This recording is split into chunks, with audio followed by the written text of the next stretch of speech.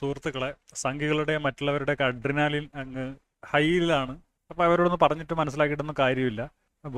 മുംബൈ ഭീകരാക്രമണം നടന്നത് കോൺഗ്രസിന്റെ ഭരണകാലത്ത്. അന്ന് ബി ജെ പിക്കാർക്ക് ചോദിച്ചു എന്തുകൊണ്ട് പാകിസ്ഥാൻ അറ്റാക്ക് ചെയ്യുന്നില്ല എന്ന്. ഇന്ന് ബി ജെ പിക്കാർക്ക് അവസരം വന്നിരിക്കുകയാണ്.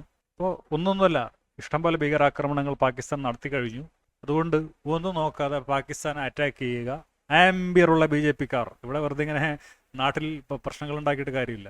പാകിസ്ഥാനാണ് അറ്റാക്ക് ചെയ്തെങ്കിൽ പാകിസ്ഥാൻ അറ്റാക്ക് ചെയ്യുക. ബി ജെ പിക്കാർക്ക് ആംബിയർ ഉണ്ടോ എന്ന് നമ്മൾ കാണണം. പാകിസ്ഥാൻ അറ്റാക്ക് ചെയ്തിട്ടുണ്ടെങ്കിൽ, മോദിക്ക് ആംബിയർ ഉണ്ടെങ്കിൽ, അമിത്ഷാക്ക് ആംബിയർ ഉണ്ടെങ്കിൽ പാകിസ്ഥാൻ അറ്റാക്ക് ചെയ്യുക. ഞാൻ ചാറ്റ് ജിപിടിയോട് ചോദിച്ചു, പാകിസ്ഥാനും ഇന്ത്യയും ഒരു യുദ്ധം ഉണ്ടാവുകയാണെങ്കിൽ എന്നെ ബാധിക്കുമെന്ന്. അപ്പോൾ മംഗലാപുരം അടുത്തുള്ളൊരു ടൗണാണ്. പിന്നെ കൊച്ചി, ഇപ്പോൾ കോഴിക്കോട് അത്ര വലിയ സിറ്റി ഒന്നുമല്ല. പക്ഷെ പാകിസ്ഥാൻ അതിനേക്കാളൊക്കെ എളുപ്പം നോർത്ത് ഇന്ത്യൻ സിറ്റികളെ ആക്രമിക്കാനാണ്. മുംബൈ, ഡൽഹി, കൊൽക്കത്ത കുറച്ചും കൂടി ലോങ് ആണ്. അപ്പോൾ ഇങ്ങനെയുള്ള അഹമ്മദാബാദ് ഇതൊക്കെ വളരെ അടുത്താണ്. അപ്പോൾ അതൊക്കെ ആക്രമിക്കുമ്പോൾ ഇന്ത്യ തിരിച്ചു ആക്രമിക്കും. പാകിസ്ഥാനിന് ആകെ 2-3 സിറ്റികളൊക്കെ ഉള്ളൂ. അതോടുകൂടി യുദ്ധം അങ്ങ് തീരും.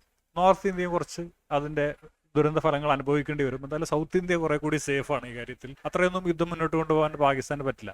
അപ്പോൾ സംഘികളുടെയും പാകിസ്ഥാനിലെ ജിഹാദികളുടെയൊക്കെ ശല്യം അങ്ങ് തീരും. നമുക്ക് പിന്നെ സമാധാനമായിട്ട് ജീവിക്കാം. കുറേ ആൾക്കാരുടെ ക്രിമികടി അങ്ങ് യുദ്ധം വരുന്നതോടുകൂടി അങ്ങ് തീർന്നോളും. കാരണം യുദ്ധം വരുമ്പോൾ അതിൻ്റെതായ ഒരുപാട് പ്രശ്നങ്ങൾ നമ്മൾ അനുഭവിക്കേണ്ടി വരും. എന്നാലും കുഴപ്പമില്ല. യൂറോപ്പുകാരൊക്കെ 2 ലോകമഹായുധങ്ങൾ കണ്ടിട്ടാണ് അവർക്ക് നന്നാവാൻ തോന്നിയത്. നമുക്ക് പിന്നെ അങ്ങനെ കിട്ടിയിട്ടില്ല. അപ്പോൾ അടി കിട്ടണം.